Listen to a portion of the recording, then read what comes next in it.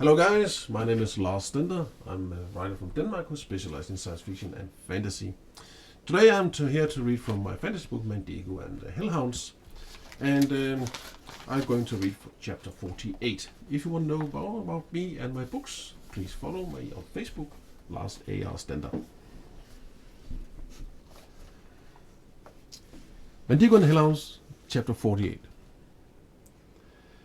Madigo felt the blood from his face rush from his head down to the pit of his stomach. What did you just say? He's going to use me to get the Lord of Shadows into our world. I don't understand.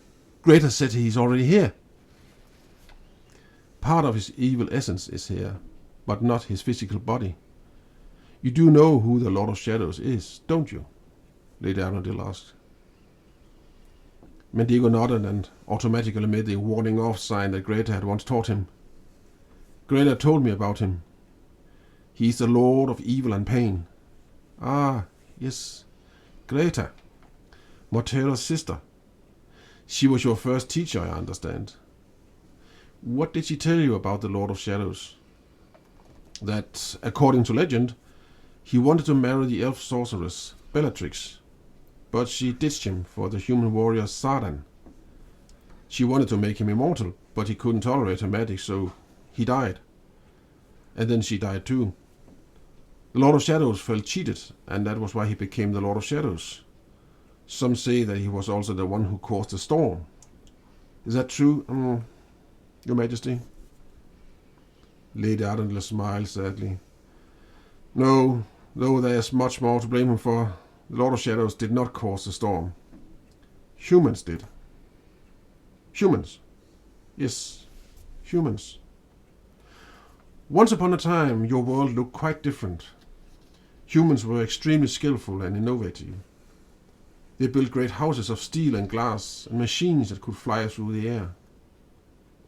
Machines that could fly through the air? Madigo asked in disbelief. Oh yes. One day they built this machine that they thought could open the portal to the whole world of elves. My world. So you are an elf. Sorry, Your Majesty, is an elf. Lady Arundel gave a broad smile and laughed, but her smile quickly faded. Humans thought that they were being so clever, but something went wrong. Instead of opening a portal to our world, they opened a portal to the dark dimension, where the Lord of Shadows was held prisoner. Held prisoner? Yes. After Bellatrix's death, the Lord of Shadows tried to take revenge on my people. It turned into a long and bloody battle, and thousands of my people died. We were close to being eradicated. We realized that we couldn't defeat the Lord of Shadows, but what we could do was trick him. We lured him into a trap, so he got caught in the dark dimension. The energies in the dark dimensions are extremely powerful, and humans weren't prepared for what power in any way when they opened up that portal. So you see, humans were the ones who set the storm loose. Madigo frowned. But if humans opened that portal to the dark dimension and the storm broke out, how come the Lord of Shadows didn't escape completely? Lady Arundel sighed. Because the opening wasn't big enough, and because there hadn't been any sacrifices. Sacrifices? Yes. You see, the Lord of Shadows represents darkness in its worst state. You can never eradicate the darkness, but in order for it to replace light, no light can exist. The light must either perish or be sacrificed. Lady Arundel peered down at Madigo intently, and it slowly dawned on him what she was referring to. You, he gasped. You are to be sacrificed so that the Lord of Shadows can enter man's world, and my uncle wants me to be the one to do it. Lady Arundel nodded slowly, and Madigo felt as though someone had kicked him in the groin. Yes, your uncle isn't strong enough to kill me himself. Only the keeper of the portal of darkness can do that. But your uncle is strong enough to keep me prisoner here in this magical force field, and sap my energies little by little.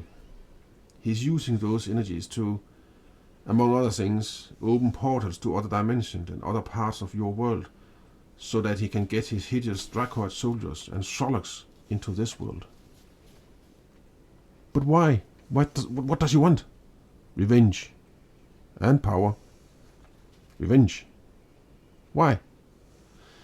In the beginning, Bloodstone belonged to your father, Astero, the Lord of Argent. Just like your uncle, Mortero, and your aunt, Greta, your father had a powerful gift. By way of his gift and the knowledge that is hidden in Bloodstone's great library, he managed to turn on that machine which the humans had built to open the portal to the world of my people. What humans had failed to do in their first try, your father succeeded in doing. He and I would often meet, both here and in my world. At one point your father fell in love with one of my helpers, a young elf girl named Sylvain, Sironai, your mother. They got married and were happy for many years. But your uncle Mortero was different. He became jealous of your father and he felt cheated. He felt that he should have been the one who got Bloodstone because his gift was the greatest. Your father did not trust Mortero, and when Mortero asked to get access to Bloodstone's secret archives, your father refused him. Your uncle became furious. He kidnapped your siblings and you, and when your father rode out to try to find you, your uncle lured him into a trap and killed him, whereupon he took possession of Bloodstone. And then he killed my mother, Madigo gently asked. Lady Arundel did not say anything, she just bowed her head. Madigo felt like a clump well up in his throat, and new tears burned in the corner of his eyes. His lower lip began to tremble slightly. For how long have you been hanging there? He finally queried. Lady Arundel turned her face up towards the room's big arched ceiling, as though she thought the answer was written up there. For nearly 10 human years, she said. 10 years. But have you been floating around like that for 10 years? Yes. I'm just as much magic and power as flesh and blood. And the bubble surrounding me is somewhere between my world and yours, where the laws of magic reign, and not nature's. Lady Arundel nodded first to the right and then to the left. Madigo looked around. The huge room in which he was standing reminded him of a big pipe, where the ceiling was so high that one of Bloodstone's towers could easily have fitted into it. The floor consisted of smooth polished tiles that are the same color as the feathers on a wood pigeon. The walls were grey-white and strangely rugged like cliffs, and yet not quite. On each side there was a huge round opening, or portal. Each opening was framed by metal, and above each opening there was a sign with 4 runes or letters. C-E-R-N. Cern. Lady Arundel was floating between those two worlds. Her light seeped through just a very small part of each opening. Nevertheless, it nearly blinded Madigo. How did he catch you? Madigo wanted to know. Your uncle had learned from your father how to open the portal to my world. One day it opened, and I thought it was your mother or father trying to contact me once again. But it was your uncle who appeared. He told me something had happened to your parents and that he needed my help. He seemed genuine and his words so truthful that I didn't realize he was deceiving me before it was too late. As soon as I had got through the portal, his trap snapped shut. He demanded that I gave him access to all my knowledge, and all the knowledge of my people too, so that he could become the greatest sorcerer ever, and that I hand the Jewel of Light over to him. The Jewel of Light? Yes, the Jewel of Light is the only thing that can save the world if the Lord of Shadows takes over. It has been in my people's possession since the beginning of time, and your uncle knew that as long as we possessed it, he would never win or fulfill his plans. I refused to fulfill his wish, and he swore that he would eradicate my people's world if I didn't comply with them. He sent some of his Dracoids and some of the Lord of Shadows demons into my world, where they wreaked complete havoc. Luckily, my people managed to hide the jewel light from him, but if he were ever to find it... "Someone's coming," Mortartown whispered, a warning at that moment.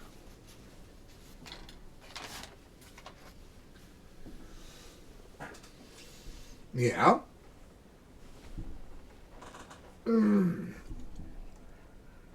So finally he found something where he could get some answers. Yeah. And as we expected, his uncle is not all good. No. Are you getting a little tired? No. No. So everything we have here is about his past. This is past and why he's there. Yeah. And what his job is. Yes. And why he won't be punished because he needs him. Yeah. But as soon as he's done that, he's useless. Yeah. Ah. He has a role to play, but as soon as that role is accomplished, He's useless. Yeah. Okay. Let's end it and go to the next. Yeah.